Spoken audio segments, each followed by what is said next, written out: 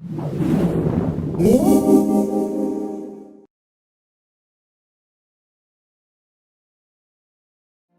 are we thinking about innovation and meeting the needs of Black learners who don't all come from a monolithic background?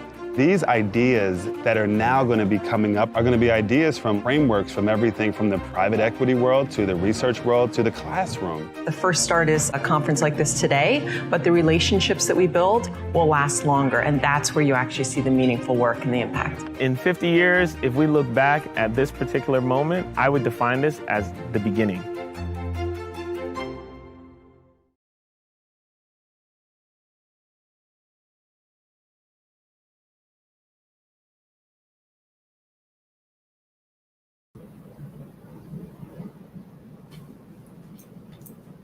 Good afternoon, everyone. Welcome to the first IFE summer event. It is really a pleasure to see you all here today. My name is Jeff Livingston. I am the CEO of Ed Solutions, a proud founder of IFE, and prouder still to be the co-chair of the Fellows Committee. I'd like now to recognize the organizations that made this possible today. We have a lot of sponsors who have helped Innovation for Equity become what it is, but these three were with us from the beginning, have helped us when we met in person, and have helped with this event as well. The Bill and Melinda Gates Foundation, Houghton Mifflin Harcourt, the Learning Company, and Vistria are strong partners of ours, and I would appreciate it if, when you see people from these organizations, representatives of all of them are here with us today, if you would thank them for their generous support of what we are trying to accomplish on behalf of Black learners and the ecosystem at large. We have a packed agenda today, as you can see. We're going to do a lot. There's going to be a lot of movement, a lot of moving around. And to get us started, I'd like to invite up to the stage my friend, the guiding light and leader of Innovation for Equity, Executive Vice President of the Houghton Mifflin Harcourt Company, Matthew Fields.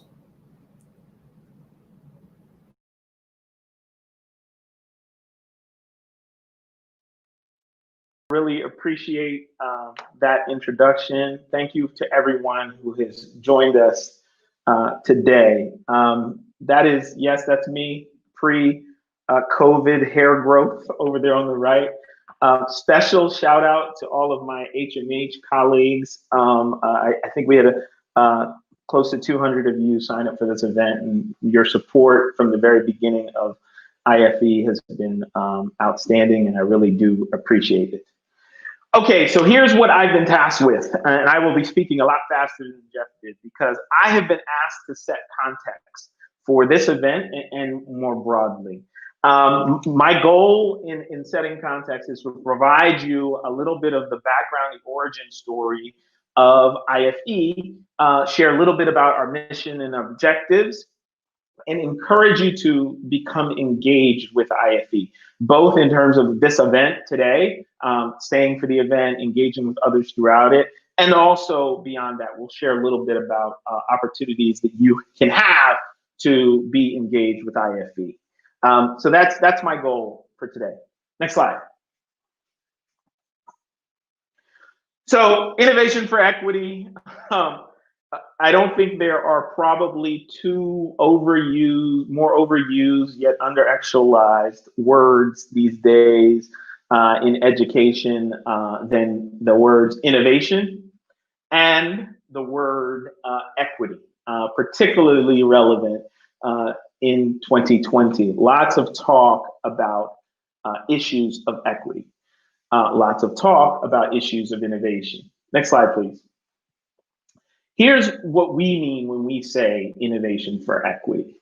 Next slide, please. The formation of this organization really is in many ways rooted in this quote by Toni Morrison. Fun fact, before she was a Nobel Prize winning author, Toni Morrison was actually a textbook editor. And my favorite textbook editor once said to her students, just remember that your real job is that if you are free, you need to free somebody else. If you have some power, then your job is to empower somebody else. It's in that spirit, next slide please, that a group of us got together nearly 2 years ago on Martha's Vineyard. A group of leaders in different aspects of the education ecosystem or the education industry. Among us, there were college presidents, there were professors, there were finance leaders, there were political leaders, there were the former state chief, there were education entrepreneurs, there were folks from foundations, leaders of nonprofits, et cetera, et cetera, et cetera. A highly acclaimed group of people. Someone described it once as a group of unicorns, group of Black folks who, despite all of the challenges and hurdles that can represent Black life in America, had quote unquote made it. And were not only making it in terms of outward success, but were indeed dedicated their careers and a lot of their lives to making a difference.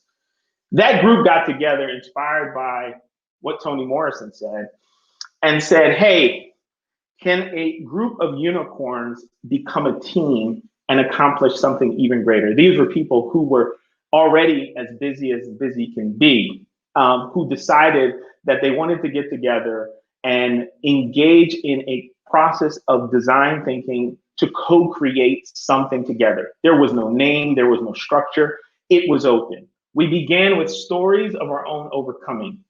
We talked to each other, we laughed, we cried about what our journeys had entailed and what brought us to what we often refer to as hashtag the work. In that moment, something special happened.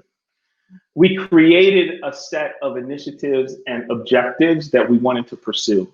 And then we literally locked arms at the end of the day, stood in a circle, and used the ancient Yoruba word ashe. For those of you that don't know, ashe means as it is spoken, let it be so. This was a serious commitment to self, to our community, and to those who had made our way possible. What did we mean when we said ashe? What did we commit to? Next slide. We committed ourselves to this mission, to do all that we could collectively to improve life outcomes for students needing the most support, initially focusing on Black learners. That initially focusing on Black learners is important. We employed the belief in what is called targeted universalism. The idea, quite simply, is that by targeting specific groups, if you are effective in creating change there, you will benefit everyone. Perhaps the best example of targeted universalism is the civil rights movement. The civil rights movement was targeted on securing full citizenship for African Americans, but it has benefited all of America. And so that was our mission. And to execute that mission, we came up with two primary objectives on how we're going to go after that mission. We were going to seek to scale efficacious innovations that were working for Black learners. And by Black learners, we mean pre-K through career, not just K-12, not just higher ed, but pre-K through career, including workforce development. And we also said another way we could execute on our mission was developing a set of diverse transformational learners. In other words, making more of us. We believed that that would help drive change. To execute on this mission and these two objectives, we left Martha's Vineyard, focused on 4 initiatives, and formed 4 working groups, all volunteer, around these 4 initiatives. I want to talk to you a little bit about those initiatives now. Next slide, please. Initiative number 1, create convening spaces, create summits, create events for idea sharing and relationship building. Next slide, please. We came back a year later in 2019, and we had grown from just 24 the year before to well over 70 folks, like-minded, equally committed, equally talented. Next slide. And because we travel in packs, there's a disproportionate number of Morehouse men among this collective known as IFE. You couldn't tell, I'm a Morehouse graduate. Next slide, please. And today represents, almost a year from the 2019 summit, us opening up IFE to an even broader audience. We've had over 1,500 registrations for the 3 events that we just began promoting a few weeks ago. This is our opportunity to welcome and embrace and ask folks to come into IFE and join us in this important mission. We hope that you'll join us for these other events throughout the summer. Next slide. So summits was number 1. Awards was number 2, initiative and working group. See, we knew that it was important that we shine a light on those who were already doing this work and do all that we could to support them and make sure that they got the acclaim and recognition that they so rightly deserve. Next slide. And so last year, we gave out 3 awards, one to an education technology entrepreneur who created a platform that she calls the LinkedIn for the linked out. Another for a pastor who, through an innovative partnership with Google, has turned his church in the Cleveland area into a technical job training center for his community. So folks in his community could become tech workers.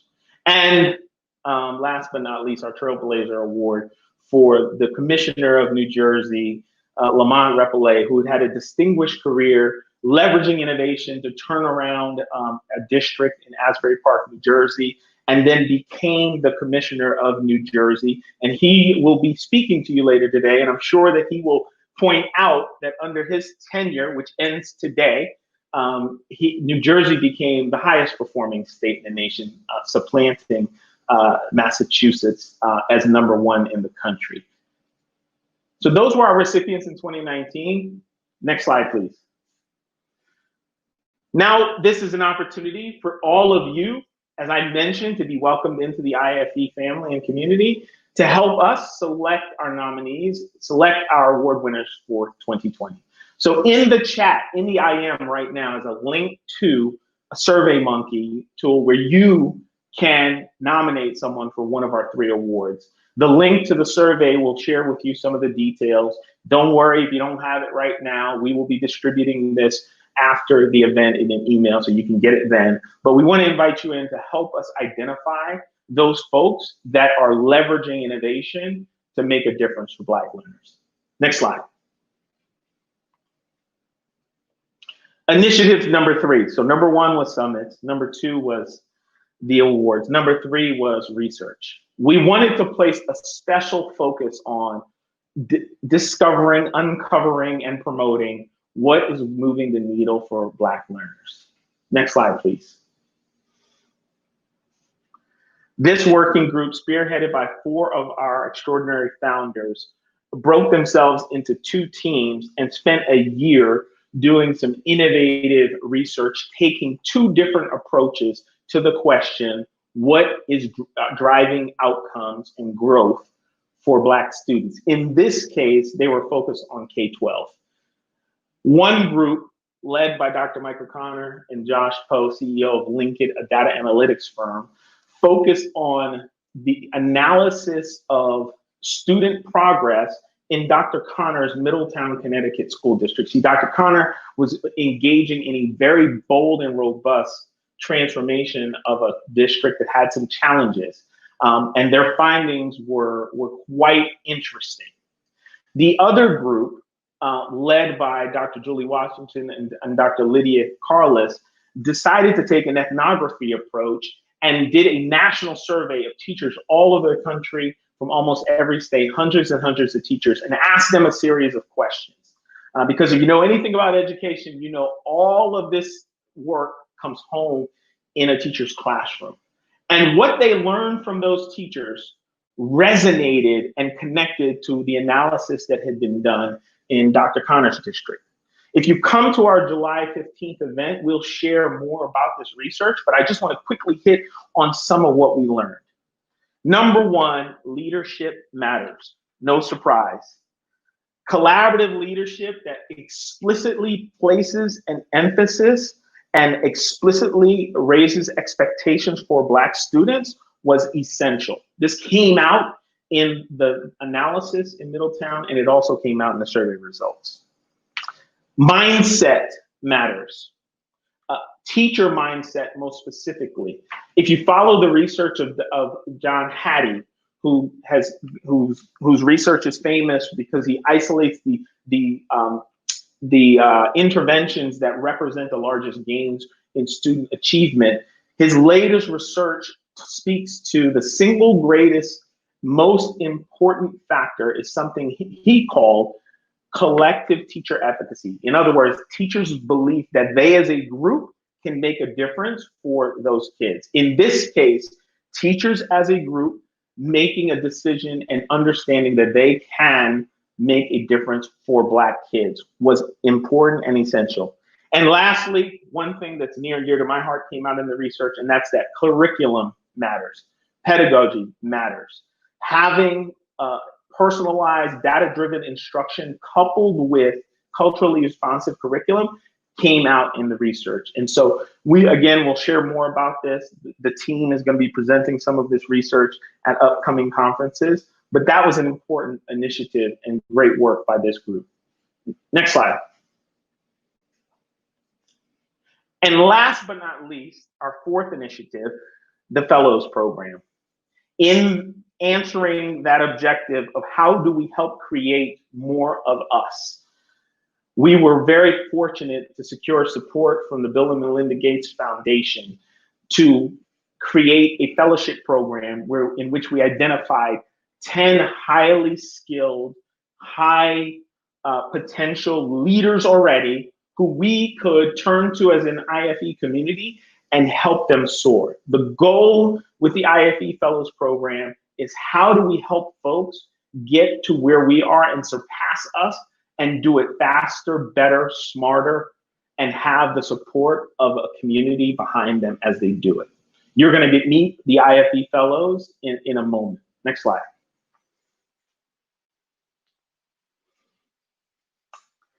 Next slide. And so that was and is what we've been up to in IFE. There's been a fifth initiative that we didn't set out our plan to do. We planned those four I just mentioned to you, and that work continues. But in so doing, this fifth, this secret initiative emerged, and that was this team of unicorns became a community. A community that is helping each other in all sorts of ways. Just today, one of the members of our community, hey, great news! I just got, Google just accepted my program as a training for Google Classroom, and we all celebrated and responded via text messages. That community does everything from that to ensuring that when COVID-19 hit and superintendents needed advice on remote learning, those of us in education technology were there to support them and help them build their plans. That community looks like our venture capital and investment founding members talking to superintendents as they're making investments, saying, hey, is this really going to work? Is this a good business? This community is vibrant and thriving. And we invite you to join us in this community. We want this community bigger. We want it more robust. We want it to make an impact. The way that you do that is go to innovationequity.org if you haven't already. Sign up for our sign up list. If you haven't, or if you've already done that, you can always email info@innovationequity.org. And as of today, because one of our community members stepped up and did this, we are actually now live on Twitter, Facebook, and we have a LinkedIn page as well. So with that, I'll turn things back over to Jeff and say thank you for joining us today, and thank you to all the founders for all the great work you've done. Take care. Thank you, Matt, and thank you for your leadership. My responsibility now is to introduce you all to the inaugural class of fellows so that you can see just how good we are at spotting talent. And so that you can also come to understand who is going to be leading the breakout sessions that will happen after the panel. Aida, could you join me on the stage? First, joining us from her home in Berlin is Aida Bekele. Before she moved to Europe, hey Aida, before she moved to Europe to raise two of my favorite people, Aida was very deeply involved in the United States and to our education system as both an important member of the New York City Chancellor's Office and as a philanthropist with the Goldman Sachs Foundation and others. At the end of the panel, Aida and I will lead the conversation about the role that philanthropy can and should play in helping Black learners to achieve all that they can. Thank you, Aida. Thank you.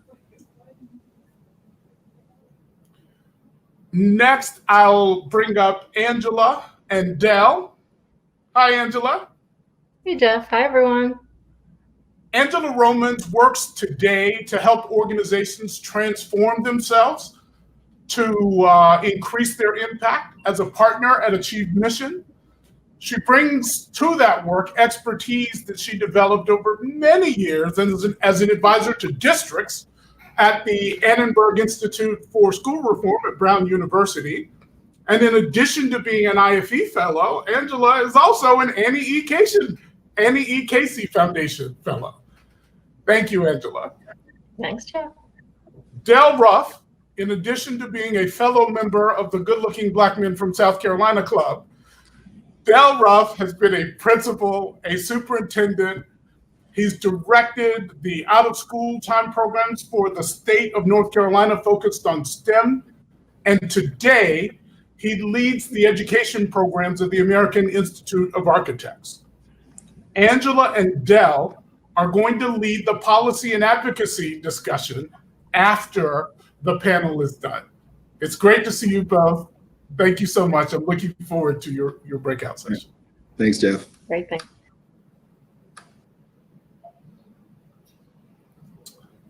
Hi, Sharissa. Hello, Jeff. And John Jenkins, you should come up too. Sharissa Townsend, when I met her, was executive director of the Young Men's Initiative at the Office of the Mayor of New York City. And in that role and many others, she has been working on issues around young people who are not at work nor in school for a long time. Today, she continues that work as a vice president at the Points of Light organization. And we're really excited that she is one of our inaugural fellows. Hi, John. How are you? How are you, Jeff? Good. Dr. John Jenkins leads program implementation for new leaders, which makes him one of the great experts in the world on school leadership development and on adult learning in general. John's also a certified diversity practitioner who is in demand all over the world as the rest of us have caught up to him in understanding and thinking about power and privilege and social justice. Sharissa and John will lead our discussion of the role of nonprofit social ventures in helping Black learners to achieve what they can. Thank you both for joining me up here today. Thank you. Thank you, Jeff.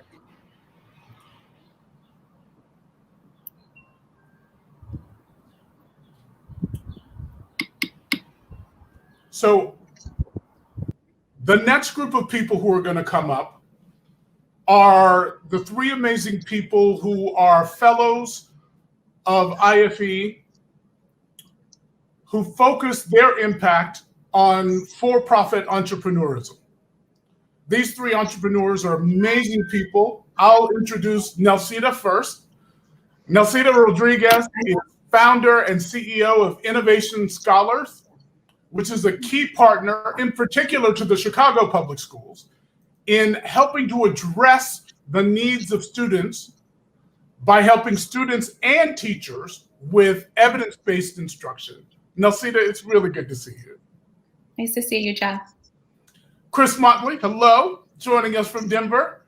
Chris Motley is founder and CEO of The Weather, WHETHER. The Weather, which is a mentor-based social network that helps Black college students and recent graduates connect with opportunities for career advancement. Hi, Chris, how are you? Doing well. Good to see everybody. Jason Carter's entrepreneurial talents are actually being put to use inside a large organization called ETS, the Educational Testing Service. He designed and created and leads the team that runs HiSET at ETS. HiSET is a competitor in the GED market. And as someone who used to run another competitor in that market, let me tell you, he is very, very good at his job. These three entrepreneurs are going to lead the conversation about the role of business and entrepreneurship in addressing these important issues for Black learners. It's great to see you all. Good to see you, Jeff.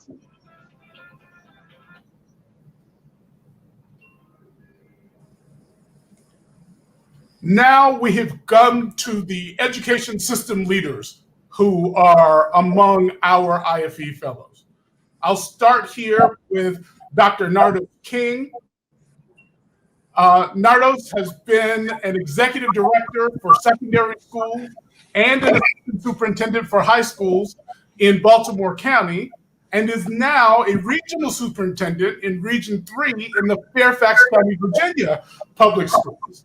Nardos is also a key member of the leadership of NAPSE, the National Alliance of Black School Educators, and a dear friend and a powerful educator who we are proud to have amongst our fellows. Hi, Nardos. Hi. Thank you so much. When I met Harrison Peters, he was deputy superintendent and chief of schools in the Hillsborough County, Florida public schools. Since then, he has been named superintendent of the Providence, Rhode Island public schools, where he got to Providence just in time to experience winter and a major shutdown. I'm sure we will hear more about that later. Harrison is going to be on the panel that will follow in just a moment. So Nardos will lead the conversation about the role that educators and education leaders will play for Black students. Thank you, Nardos. Thank you, Harrison. Thank you.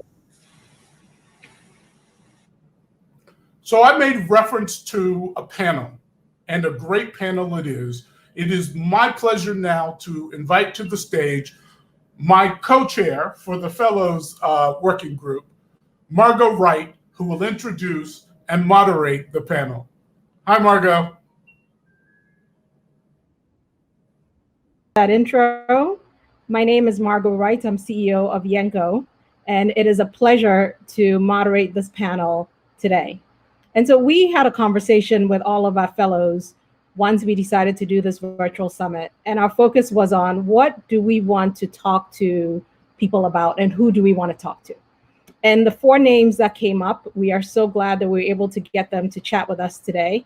And so without further ado, I will introduce our panelists for the day, starting with Tamika Hart-Wigington. Tamika, hello. Hello, how are you? Good. She is the Senior Program Officer for U.S. Policy Advocacy and Communications at the Bill and Melinda Gates Foundation. She has also been on the school board, elected to the school board in Memphis, Tennessee, and served as school board president. So we know that Tamika is going to bring both policy and in-school experience to this conversation. And Tamika, I want to start with a question that I'm going to ask all of our panelists to start off with. We know that COVID-19 has had a devastating impact on our Black learners. What is the one thing that we need to make sure that we consider as we have this discussion and as we all work to improve the situation for our young people? Yeah, sure. Great question. It's always hard to answer the one thing. I'm a one-trick pony in these conversations, though, and so the thing that I'm going to say is about COVID, but it's also beyond COVID, like when we're out of COVID and back in our comfy. And I will say my policy angle is always pay attention to your elected leaders who are your policy leaders in your community. They're making decisions about funding. And so I think the funding issue at this point is the one thing. States have given, the federal government has given states a lot of money. States have given districts money through the CARES Act. And it's pay attention to the money, but you can't pay attention to the money if you're not paying attention to the policymakers who are making decisions about that money. And we'll talk more about that throughout the panel. That sounds great. Thank you. Next up on stage, he was up here before, Harrison Peters, who is in the inaugural class of fellows. And as Jeff mentioned, is now the superintendent, the turnaround superintendent, coming to fix things at Providence, Rhode Island. And so we're excited to have Harrison joining us today. A little bit about his background. He started out as a 4th and 5th grade teacher in Florida. And so he knows what happens in the classroom. And so we're really excited to bring him up to have this conversation.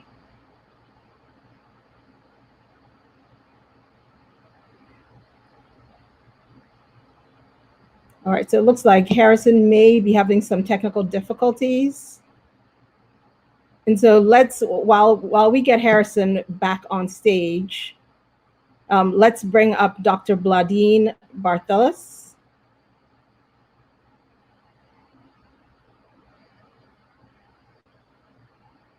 Hi, Bladine. Hi, Margo. How are you? I am great. So Dr. Bladine Barthelos started out as a school counselor, a district department head, and currently serves as a senior district advisor with a collaborative for academic, social, and emotional learning, which is also known as CASEL. And she provides guidance to districts on systemic SEL implementation. So we're so excited to have you here. And so we want to ask the same question that we asked of Tamika.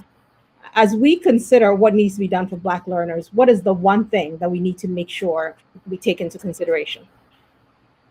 Margo, thank you for that opportunity, for this opportunity. And I am, like Tanika, really recognizing how difficult it is to narrow this down to one.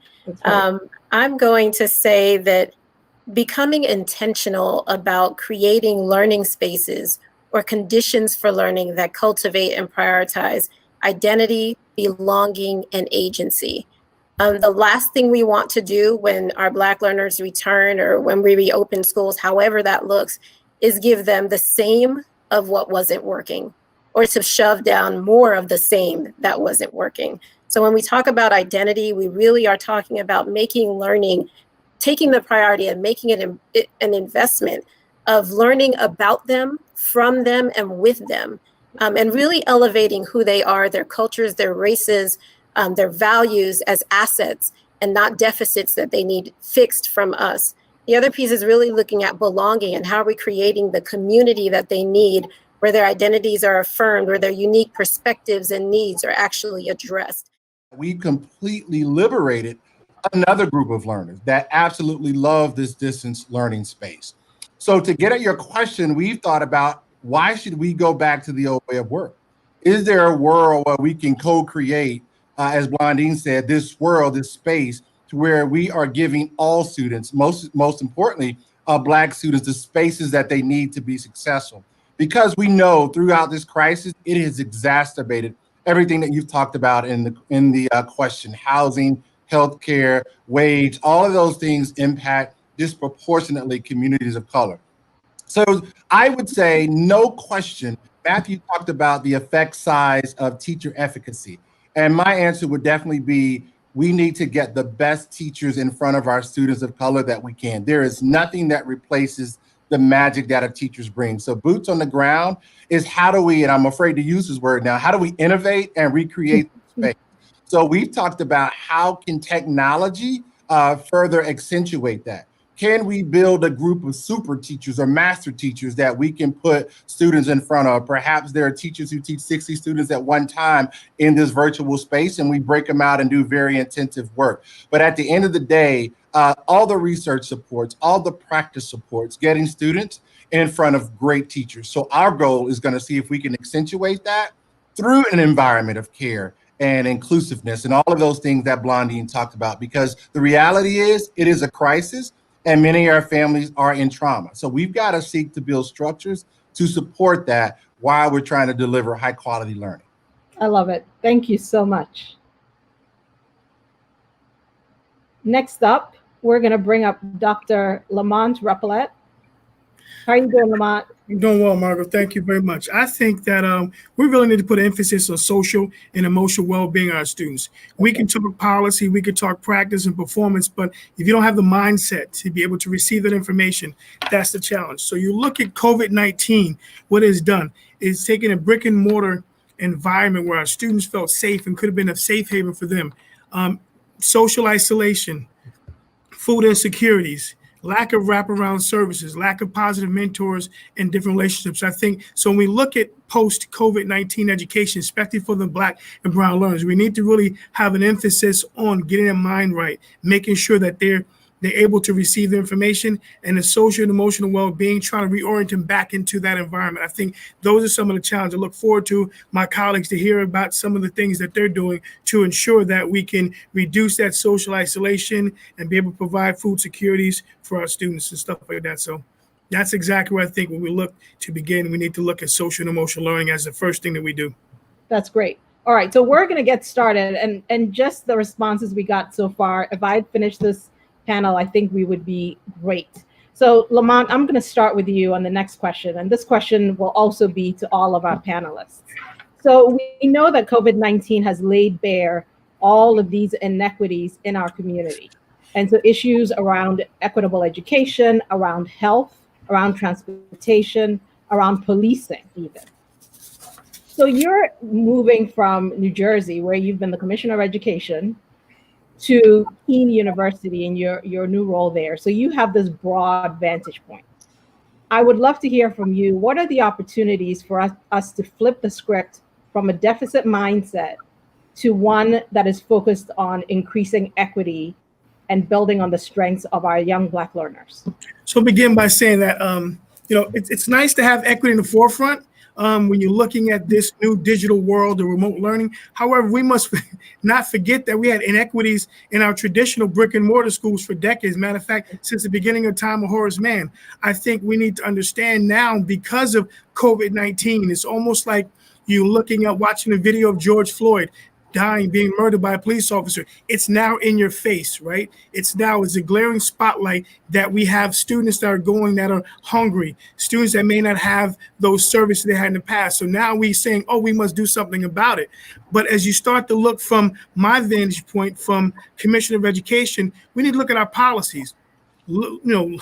Start from our state policies, looking at our district and local levels and ensuring that we not only just talk about equity, but we have equity in place. Whether it's, do we have policies that strengthen our personnel and hiring to hire teachers and educators of color? That's one thing, right? Being an environment there. Are we doing things to make sure that food insecurities, are we having policies in place where if students owe money for lunch, are we going to take lunch away from them? I think it starts at that play. And once we start to look at the intersection between the policies we create, whether it's on the state level or whether it's on a local level, and look how it informs our practice, you will start to see the performance data better. And I think so right now, I'm happy that everyone is talking about equity, but in New Jersey, we talk about equity in action. Show me what that means and what it looks like, right? And then once we start to really put equity in action, you're going to start seeing results that may mirror equity versus what happened in the past. That's great. Thank you. Thank you. So Tamika, same question for you. How do we move from a deficit mindset to one that is focused on opportunities for our Black learners? Well, so I think part of the issue around the equity, so I would have guessed that no one in this meeting is thinking that equity is a new conversation to have. Like you're exactly right. People here have been having this conversation. The problem is that in too many places it has stood as a conversation. And when we talk about equity, a lot of times we're talking about equitable outcomes. So we're saying all kids should have, access or not the access, but all kids should perform better, right? So we need to figure out what to do. But when it comes to the action, it's those equitable inputs that make it hard, because then that means You either got to put more money into the system, or you're going to have to even out, in a more equitable way. So you can't have communities where the money doesn't follow the student. And so, as we know, if you look at just the funding in many states, not all states, so people would have to look at their own state. The state funding formula for K-12 education is just a formula. It is a budget. It doesn't tell districts what to do. It is not a spending plan. So you could say for every X amount of kindergartners, you get a teacher allotment. But the district can spend that money on something else, right? And they can spend it in different ways. In the matter of COVID, the money that we talked about that the federal government has given, well, 90% of that money from the state has to go to the districts based on their Title I, which means their numbers of poverty. But the districts don't have to spend it based on that. So what'll happen is, if we're not watching, districts will get money and then try to spend it equally. But that's not the issue, right? Equitable does not mean equal, and we all know that. So where's the greatest need? And are the districts spending that money on their greatest needs, which means some schools are going to have more money because they have more need. And that should be based on the student and not how many teachers are already in the building and materials and those things. And so that's hard, because the minute you start talking about actionable equity, then there are groups that come for you that used to be with you, because that means you can't have a school, in the middle class community with 20 AP classes and a school in the lower income community with 1 or 2. Something has to give there. And so I think the challenge is really not having the equitable action conversation that's not deficit driven, that's not about taking away from some, but it's really about giving every student what he or she needs. And when districts do that, all students win.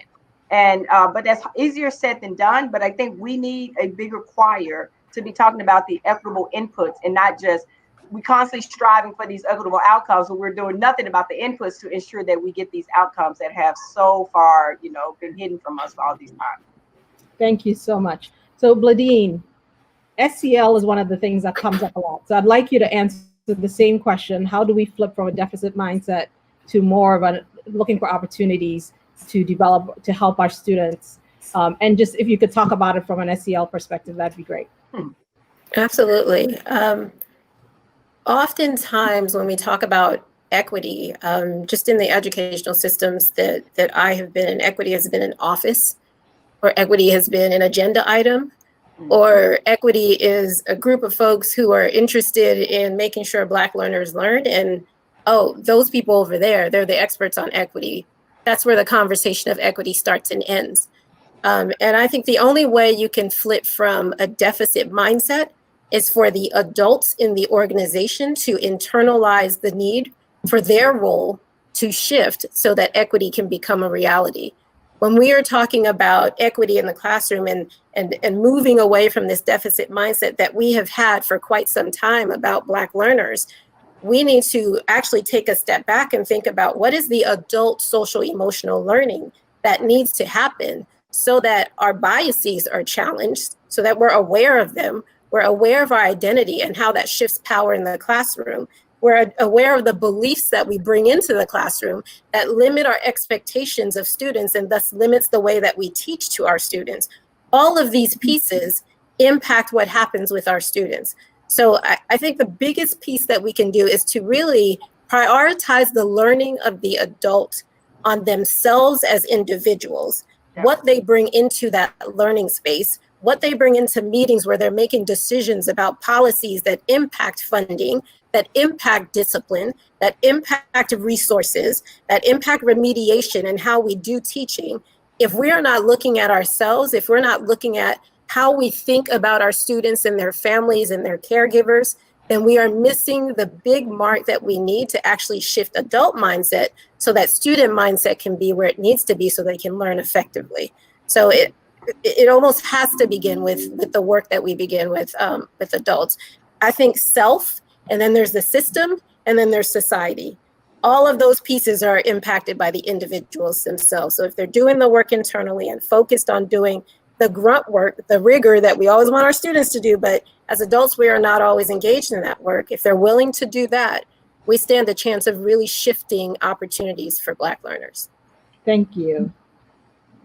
So we're gonna finish up this question with Harrison. I'd love to get your perspective on it as someone who's on the ground in the schools working on this.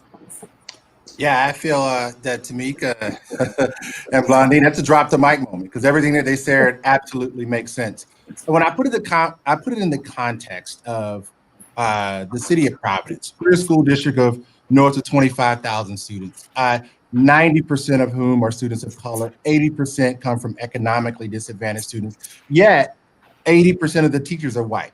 Now, I want to check my own biases at the door, but the reality is there's so much research that talks about the relationship with kids of color and what they benefit from. You even think about sort of the study that was put out maybe a year and a half ago by TNTP, the opportunity myth, where it called out students of color disproportionately weren't even given grade level assignments, not even the opportunity to master the lesson because they weren't given grade level assignments. All this goes back to what we've been talking about, and it's just classroom expectations. It's what Blondine says, how you internalize and what you believe about students of color. And we could put as many policies in place. We can overload school districts with money, and we need more money. But the reality of if we don't address the basic fundamental belief system that are the adults in the room, then I'm not sure we can transform education. When we do that, that's when we will transform education. Because at the end of the day, when that door closes and it's that professional with that group of students, it's about that belief system, it's about expectations. And yes, we want them certified, qualified, trained, all of those things. But something that I can't train you about, I can't train you on how to love kids. I can't train you on how to care about kids. And the interesting thing, during this COVID-19 sort of distance learning environment, teachers are having, and when I say teachers, school districts, are having an inside view of what poverty looks like. Mm-hmm. You're on a call just like this, and you're talking to children, and in the background, they've got parents that are probably sick and dying of the disease, but you're trying to instruct them. So you're seeing firsthand and trauma. And the disappointing conversation was, many teachers have turned and say, we need to call DCF. There's no way they should be living like this. No, what you're experiencing is poverty. And you need to understand that when they come in your classroom. And then you also have the older students who now have become the primary breadwinners of the house because mom and dad either have been laid off. So now rethinking how we do secondary school becomes increasingly important. So from an educational perspective, there is nothing that replaces that relationship and that belief system and that efficacy that teacher has for her ability and the belief that they have in their students' ability to learn. Thank you. Thank you. So we're going to wrap up with one question for everybody. And I want to start with you, Dr. Repollet.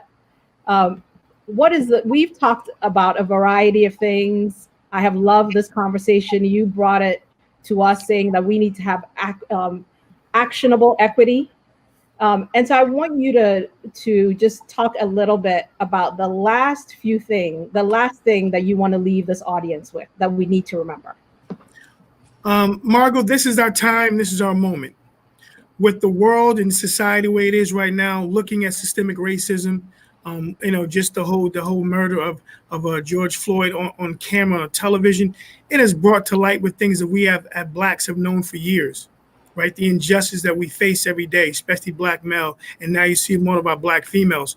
So as we start to open up our school year post-COVID, you talk about the mindset. I call it the cultural mind shift. And this time we need to really start to have those hard conversations because our students are demanding that we have those hard conversations. They're leading the protests. So we need to make sure that we need to talk about Black Lives Matter, right? And then understand, not when people say all lives matter, no, understanding why we say that, the context behind it, the rationale behind it. We need to really look at and have the conversation on white privilege and understanding that, right? Cultural competency. Brother Harrison talked about, the educator and diversifying the workforce. Yes, we understand research, but we need to really start having those hard conversations.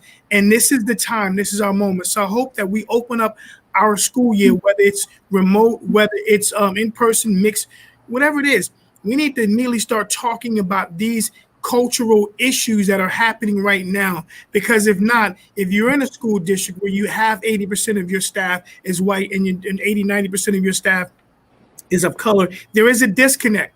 And you can look at such things as your discipline referrals, your special education referrals. There's a lot of data points that suggest that institutional racism and things have been happening for years. So I think this is our moment, this is our time, and we need to seize that, because something going on in the air. In New Jersey, we're having those conversations early and often.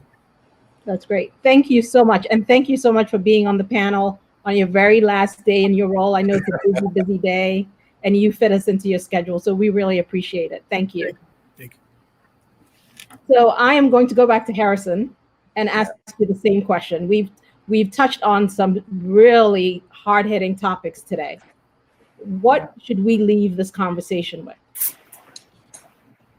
The years and years of pain that Black people have felt, the years and years of psychological exhaustion that we've experienced, the years and years of trying to live in a constant state of fear because every interaction that we have is heavily scrutinized, having to be on stage 24/7.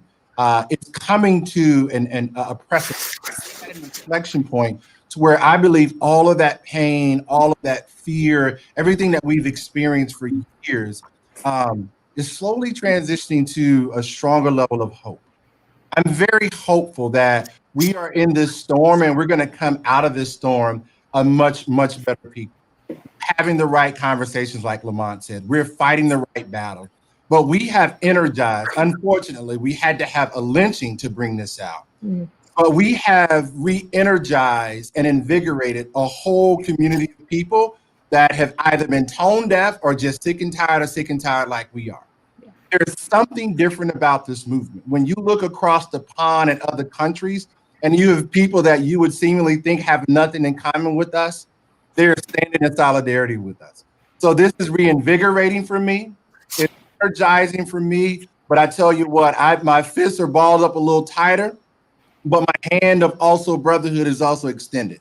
So I'm really excited about the journey we're on, and I'm really excited about the leadership, and I'm really excited about this space.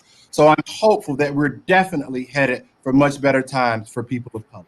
That's great. Thank you so much. I know that this week is a busy week for you too, as you present your turnaround plan. So really excited for you, and thank you so much for being on the panel.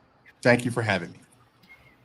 Bladine, so we've talked about SEL. We've talked about the importance of making sure that the adults are also educated, right? What is the last thing that you want to leave us with for all of us who are doing this work and who's focusing on Black learners? Yeah, I would just say, treat this time as, while the students are out, treat this time as a summer intensive. This is your opportunity to learn, and the learning is about you primarily, around what is it that I bring into the space that I need to shift so that Black learners have the highest possibility to achieve. What practices have I incorporated into education that no longer serve, based on my understanding now, do not serve the Black learners that we're committed to serving? It really needs to be an introspective, reflective time so that we are not inadvertently contributing to the challenges that our Black learners have. The other piece is, what can you commit to doing when the students come back? What can you commit to doing? Is it that you will, push into those hard conversations with your colleagues, whereas before maybe we didn't have those conversations? Is it that we'll push in and question policies and how we're enforcing or actually putting, pieces in place that actually harm our Black learners rather than support them? So I would just say, treat the summer as a summer intensive. Learn, become more self-aware of the areas in your life that need to shift so that you can show up differently for your students, and then commit to change. I mean, everything now, we are in a feeling moment now. The George Floyd situation has just happened. The murder of George Floyd, Breonna Taylor, Ahmaud Arbery. There is a lot of emotion that is caught up in our society right now.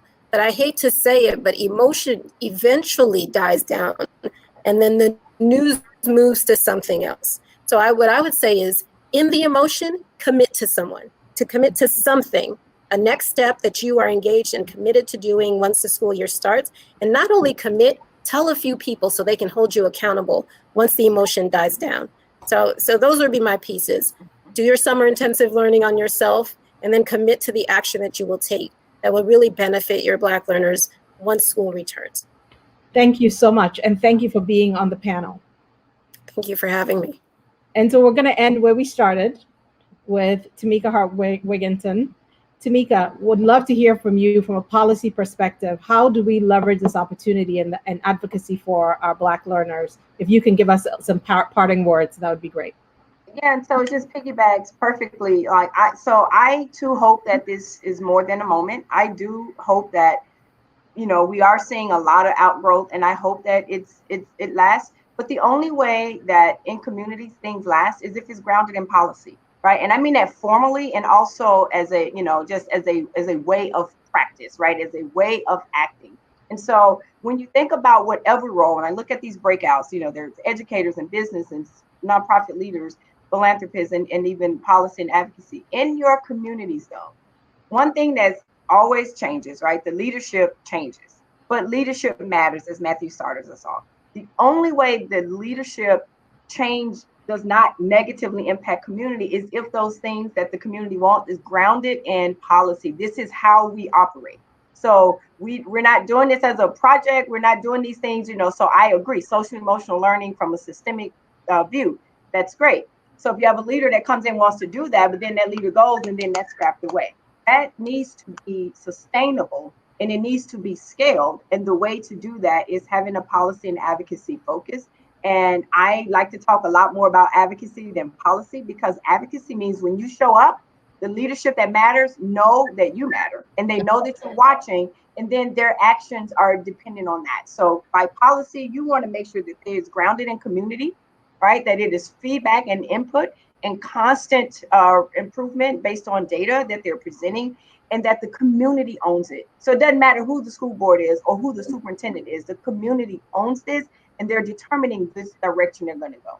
So this new money, quote unquote, that we're getting from the federal government is money that we need anyway, right? And so don't let the federal government get away with not funding education, right? It's just not, we're in constant crisis, right? And so we know we all see it now, but how do we ground these things in a true policy fashion where we say this is formalized, you can go read it, it's like the Constitution, right? We know what our First Amendment rights are because there's a Constitution. How do we build the Constitution in each of our communities, in our states, in our school, for our schools, that's grounding in our work and say, these are values and you're either going to live up to these or you can't be here.